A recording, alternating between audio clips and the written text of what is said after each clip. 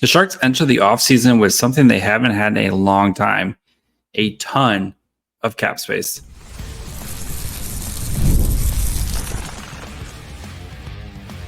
You're Locked On Sharks, your daily podcast on the San Jose Sharks, part of the Locked On Podcast Network, your team every day.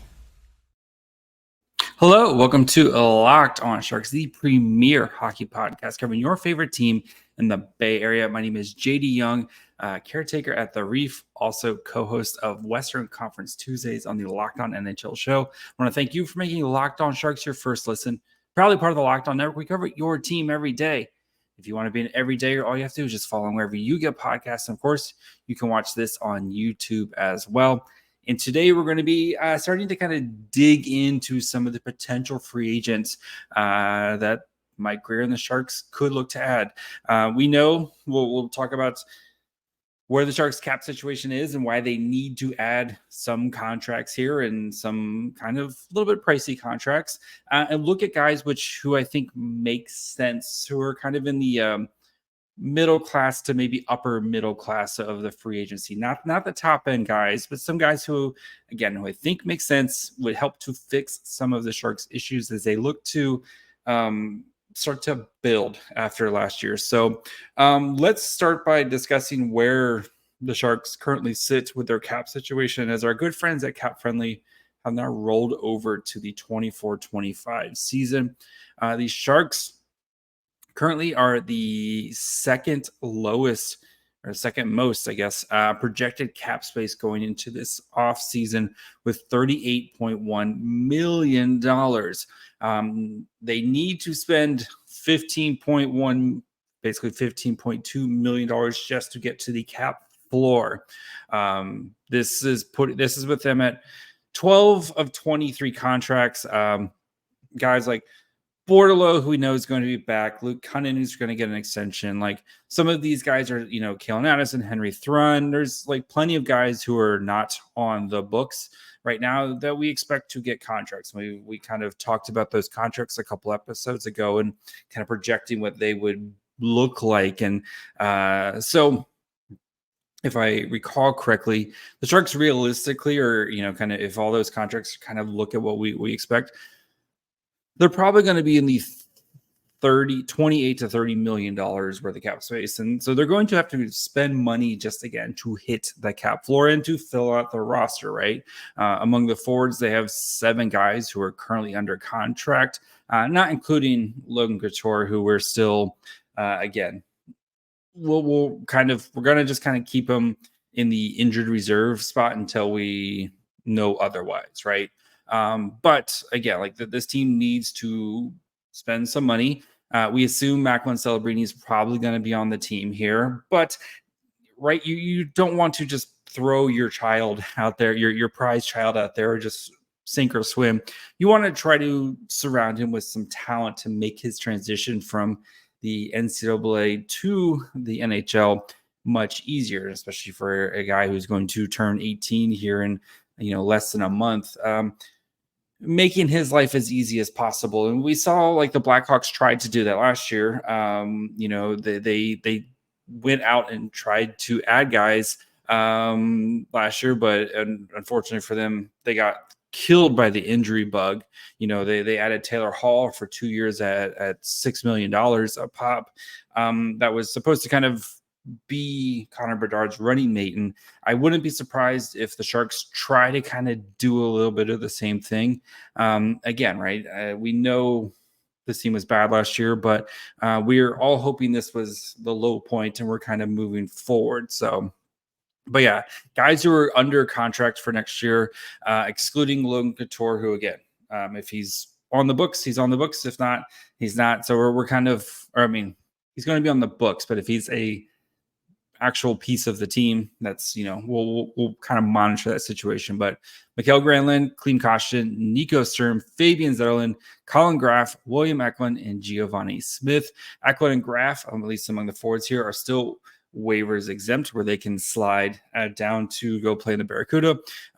We will not see Eklund in the Barracuda anymore. Colin Graf, that's a conversation for a different day. Some of the RFAs: Bordeleau, Cunnin, Studnicka, Phillips, Zadina. I expect at least 3 of those guys back between Bordeleau, Cunnin, and Zadina. Back Studnicka, we'll see. And then you have Barabanov, Carpenter, Hoffman, LeBanc, and Justin Bailey. All are expected to go sign elsewhere.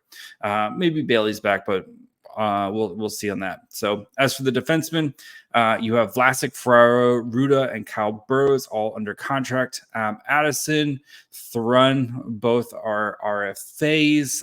Thrun is just like Bordeleau, he's a 10.2C. Basically, that means nobody can offer sheet him. So because he hasn't played enough games, those guys will both be Addison. We'll see. But I fully expect Thrun to be back.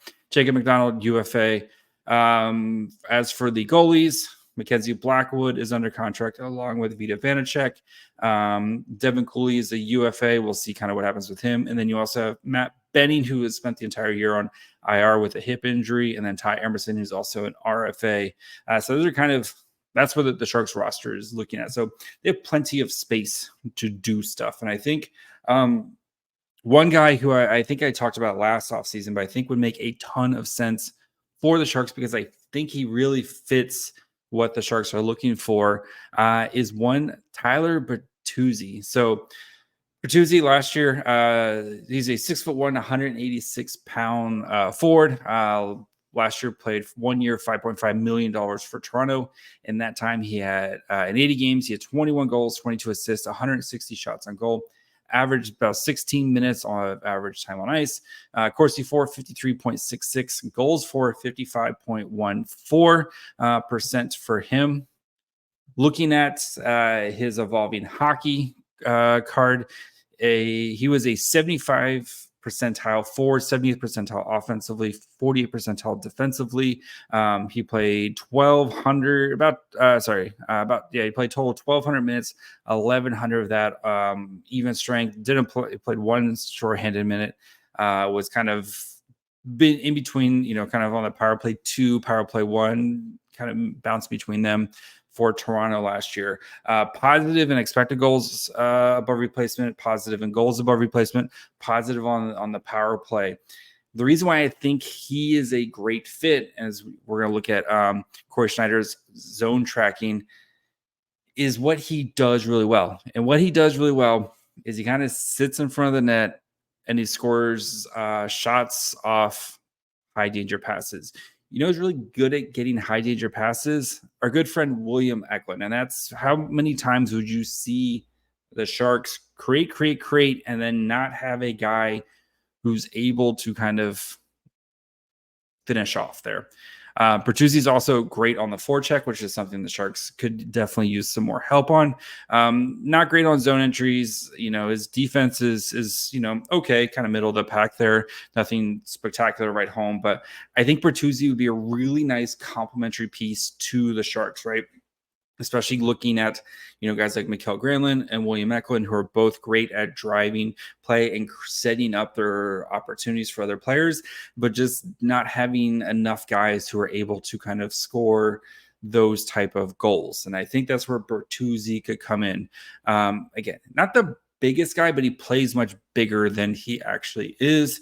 And I think his skill set just kind of matches what the Sharks kind of need there. Again, the goal is to we're trying to lift the Titanic here, right? And trying to find guys who, again, kind of can maybe hold down the fort while your Quentin Musti's and some of your other pieces start to kind of fill in and not be tied up long term. So what type of contract would Bertuzzi expect to command? So Evolving Hockey, I'm going to be using their cards. They do a great job with kind of setting up projected contracts. And Bertuzzi would be at a 3-year contract at $4.7 million. And that is kind of right in the range, right? Nothing too long, especially for guys 29, right? She's signing him, basically to his age 32, 33, depending on when his birthday is here. 4.7 is a very, yes, it's a little bit of money, but again, right? The Sharks need to spend some sort of money, right? You can't just have a team full of ELC contracts here. And I think Bertuzzi is a guy who can help some of these young guys kind of get their feet wet, He's been playing for a long time. He's bounced around, played with plenty of organizations like Detroit and Boston and Toronto. A lot of, original six teams there.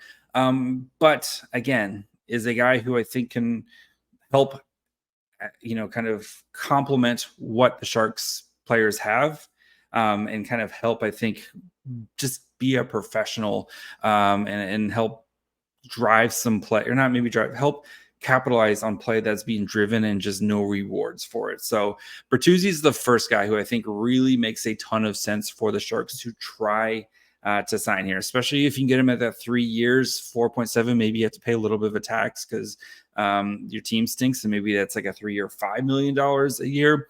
So 3 years at $15 million total. Again, I think that is something that you're going to have to spend some money. And I think Bertuzzi is a guy who would make a lot of sense for what the Sharks are trying to look for. And then when Quentin Musty kind of hits the scene, I think he can kind of take Bertuzzi's place eventually, if Musty continues his development. So we'll continue looking at some other forwards here who I think make a ton of sense for the Sharks. And again, kind of fit that shortish, kind of that bridge feeling of here for a couple years to hold down the fort and make sense money-wise. So money-wise and term-wise. So we'll continue looking at some of these guys here in just 1 second. If life insurance is on your to-do list, you need to check out Policy Genius. It's the country's leading online marketplace. It saves you time and money so you can provide your family with a financial safety net starting today. With Policy Genius, you can find life insurance policies that start at just $292 per year for $1 million of coverage. Some options offer same-day approval and avoid unnecessary medical exams. Great thing about it is that you talk to a team of award-winning agents who will walk you through the process step by step. They have no incentive to recommend one insurer over the other, so you can trust their guidance. Thousands of 5-star reviews on Google and Trustpilot from customers who found the best fit for their needs. So check life insurance off your to-do list with no time with Policy Genius. Head to policygenius.com/lockedonnhl or click the link in the description to get your free life insurance quote and see how much you can save. That's policygenius.com/lockedonnhl.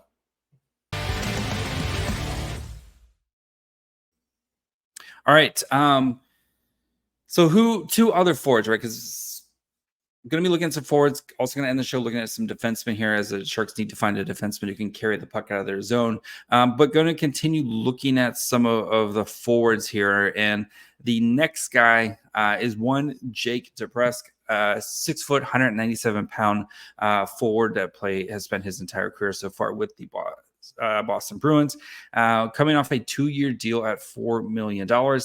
This year, played 80 games, had 19 goals, 21 assists, 183 shots on goal, averaged just under 17 minutes time on ice a night.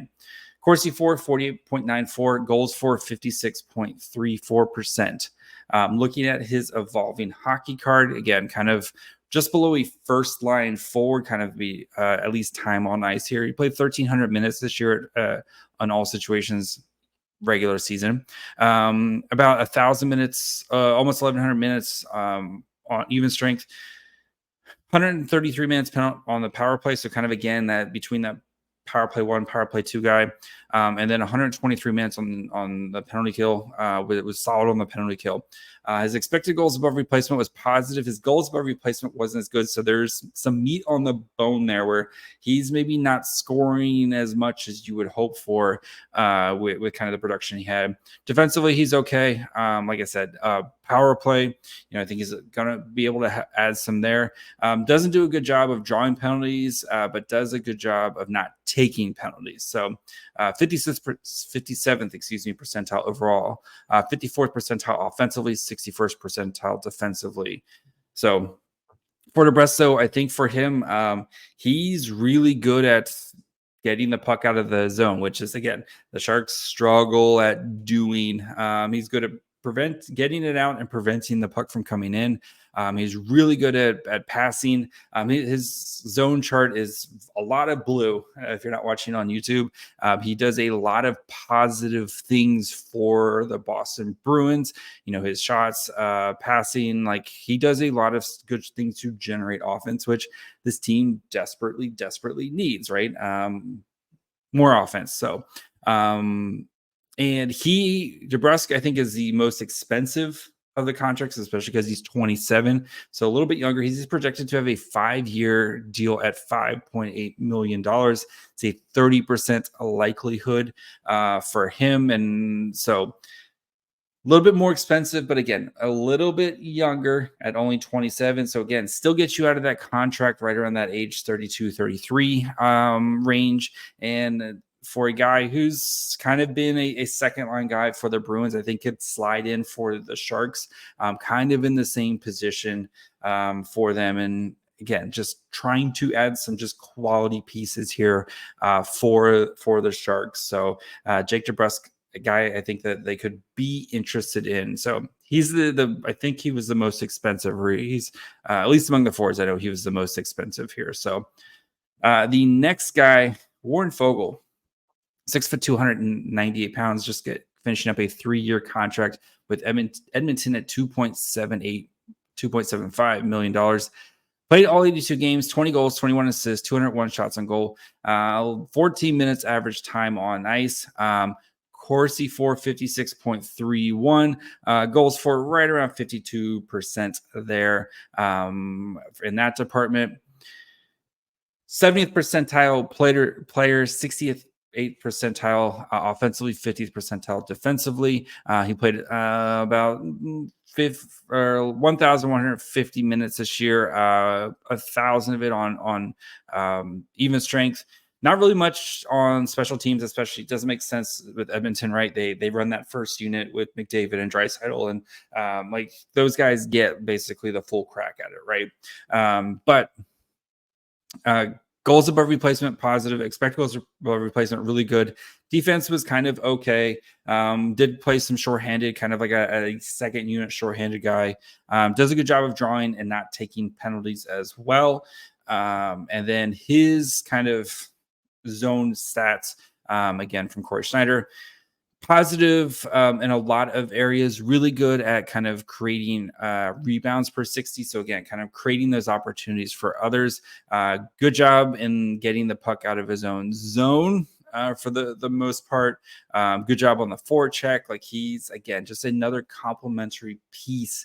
Maybe not as good as some of the other ones, but a complementary piece for as the Sharks, probably more of like a middle 6 type of guy for San Jose.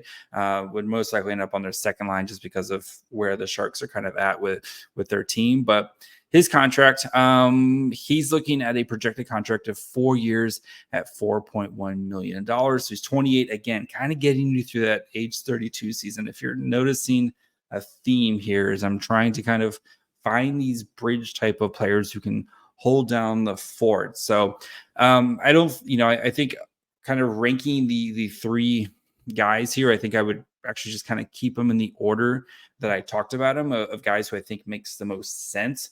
I think Bertuzzi does a lot to complement what the Sharks already have on their team, and gives them a new element and adds some more skill in that department.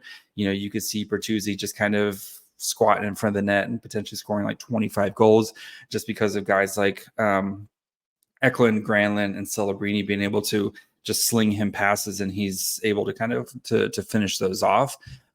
So that I could see that. DeBrusk, I think, has maybe a little bit more of a well-rounded game and can provide a lot more for you, but is going to cost you more for a longer-term contract, right? 5 years at almost $6 million is a little bit more expensive. I don't know if Grier is quite ready to kind of take a swing that big. Again, as a reminder, for Mario Ferraro is so far the biggest contract he's given out at 4 years at $3.25 million AAV. So what is that, 12 or 13 million, right under 12 or $13 million, right under 13, I guess. But, this offseason, we're going to see Grier give out kind of his first big contract, or at least, medium contract. And these are guys who I think could be potential fits in there.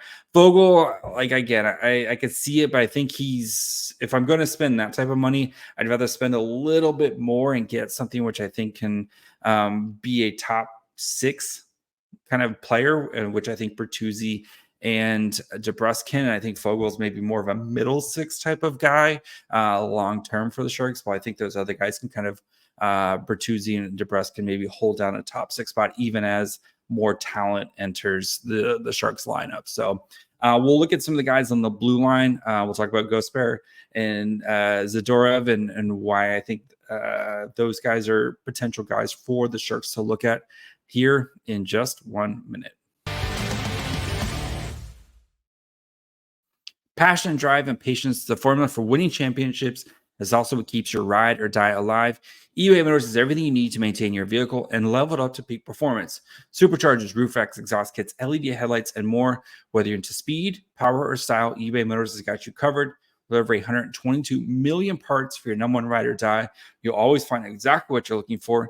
With the eBay Guarantee Fit, your part is guaranteed to fit your ride every time or your money back. Because with eBay Motors, you're burning rubber, not cash. With all the parts you need at the prices you want, it's easy to make your car the MVP and bring home huge wins. So keep your ride or die alive at ebaymotors.com. Eligible items only. Exclusions apply. eBay Guarantee Fit only available to U.S. customers. All right, let's, again, look on the blue line. I know the Sharks have a huge logjam of guys on the blue line. Like, Matt Benning coming back. Like, there's a ton of guys. Shakir Mukhamadullin entering the fray. But the Sharks need to find a defenseman who can get the puck out of their own zone. And we saw, like, if you watch the Sharks for more than a period this year, you saw them struggle to get the puck out of their own zone because they didn't have a defenseman who could carry the puck out. So I looked at two guys who I think could really help in that area. One of them is actually a kind of a longtime favorite of mine, and that is Shayne Gostisbehere, or Gostisbehere, if you prefer. 5'11", 183 pounds, coming off a 1-year deal with Detroit at $4.125 million. Played 81 games this year, 10 goals, 46 assists, 139 shots on goal, 19 minutes of average ice time. 49.02 Corsi for 47.19 goals for percentage-wise. Looking at his stats, 80th percentile defenseman, kind of playing actually second pair minutes. And again, right, Detroit, you've got Mo Seider. They have some other guys who kind of higher up the pecking, and that's kind of a theme for some of these defensemen. So 65 percentile offensive, 40th percentile defense. Goals above replacement was actually really negative. He probably left a lot of meat on the bone there, especially with his expected goals above replacement was really positive. Defensively was kind of, average. Power play offense would be a huge boon to the Sharks. Does a good job of drawing penalties and a good job of not taking penalties.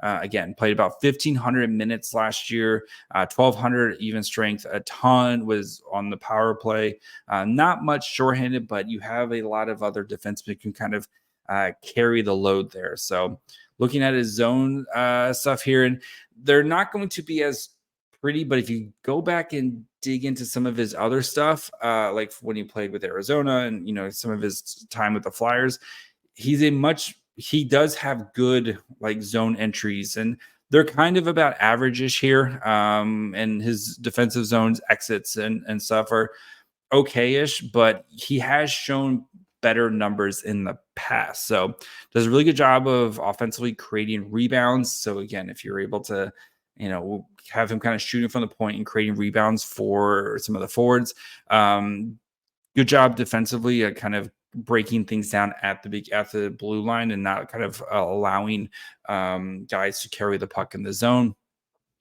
For him, so he is 31, so he's a little bit older, but he has been over the past couple of years healthy-ish in that department. So he's projected to get a 3-year deal at $5.2 million. So that would kind of carry him through his age 34 season. I know it's would be a little bit up there, but still, I think at 3 years, allows a guy like Shakir Mukhamadullin to kind of get into it, right? You're not asking too much of him.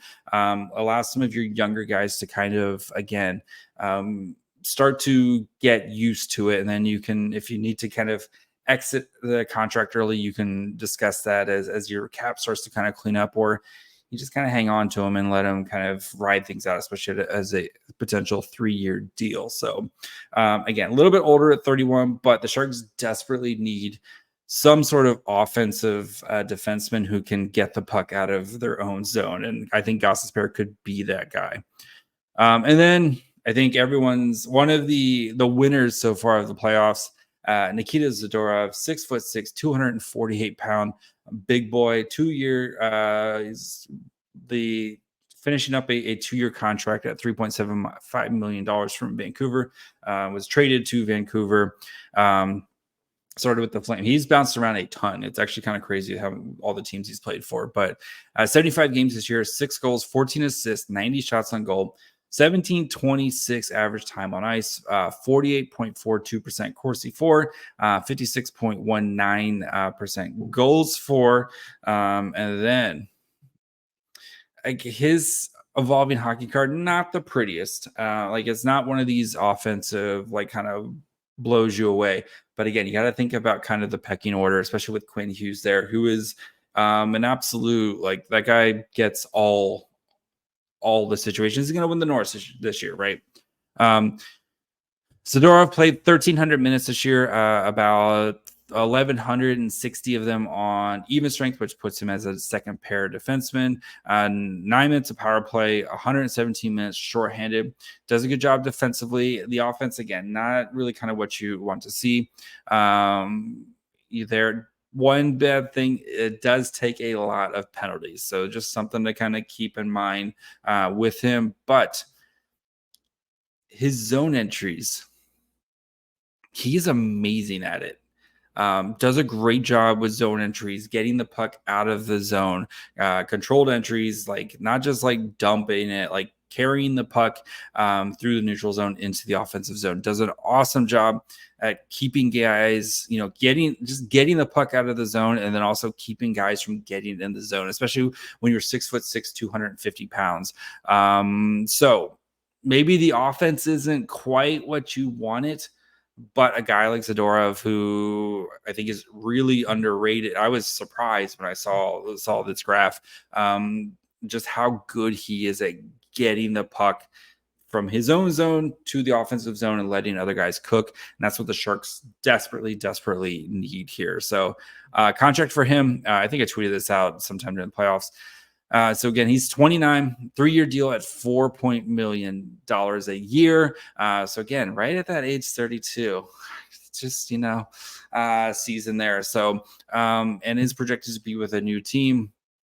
I know Vancouver does have some cap space, but again, they're going to have to kind of make some decisions here with some of their big name guys. And I think Zadorov could be on his way out because of that. So, yeah, so those are kind of some guys who I think, again, right, maybe not the biggest names, but again, if what we're trying to build something respectable for the Sharks and try to focus on some of their weaknesses, right? We saw a lot of offensively, right? We saw a lot of the times them able to kind of create plays, but not really have the guys in place who are able to capitalize on them. And I think a guy like Bertuzzi and DeBrusk could be big additions to that, right? And a lot of times we saw defensively where they would just get hemmed in their own zone, and then they basically have to kind of, off the glass and out and kind of reset here. So having a guy like Gostisbehere or Zadorov who are great at getting the puck out of their own zone and helping to kind of set up the offense, I think is going to be huge for Mike Grier to try to, again, get some sort of this team, right? This team can't be a minus 150 goal differential, the worst team in the NHL, like what we saw this year. You gotta put your young kids in a place to start to excel. And I think having some of these guys could really help guys like Eklund and Celebrity, potentially Will Smith, right? Help some of these guys find their games early. So that's going to be it for me today. We'll be back tomorrow with some more wild, we'll call them aggressive moves, things I don't think are going to happen, but just aggressive moves. So we'll go with that. So make sure you guys are following wherever you get podcasts, and of course you can watch on YouTube as well. You can follow the show on Twitter, Facebook, and Instagram at Locked On Sharks. You can follow me on Twitter at MyFryhole. Until tomorrow, bye friends.